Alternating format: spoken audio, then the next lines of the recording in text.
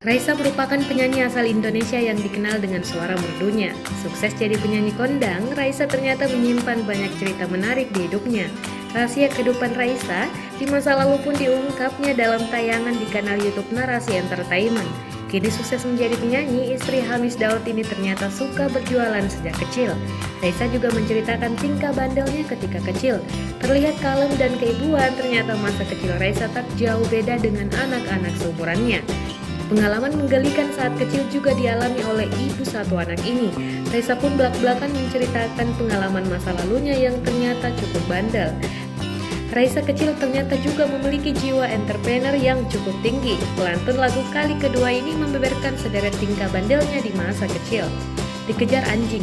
Meski punya tampang cantik dan terlihat kalem, Raisa kecil ternyata tidaklah demikian. Jika ada yang mengira pelantun terjebak nostalgia ini anak rumahan yang kalem, tunggu dulu. Sebab istri aktor Hamis Daud itu ternyata juga punya cerita kebandelan masa kecilnya sendiri. Kuala tahu nggak? Ucap Raisa saat diingatkan tentang peristiwa masa lalunya dalam video berjudul Raisa Asli Receh juga part 1 di kanal YouTube Narasi Entertainment seperti dikutip kompas.com Sabtu 21 Desember 2019. Raisa bercerita saat itu ia masih duduk di bangku sekolah dasar.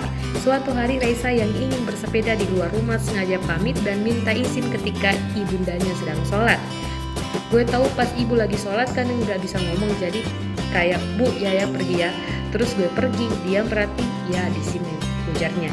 Ibu satu anak ini pun langsung keluar rumah dan mengayuh sepedanya. Padahal izin dari ibundanya belum benar-benar ia dapatkan. Benar saja hal yang tak terduga pun terjadi padanya. Terus gue pergi dan akhirnya kualat gue dikejar anjing, heboh terus masuk ke got, ucap Raisa seraya tertawa kecil.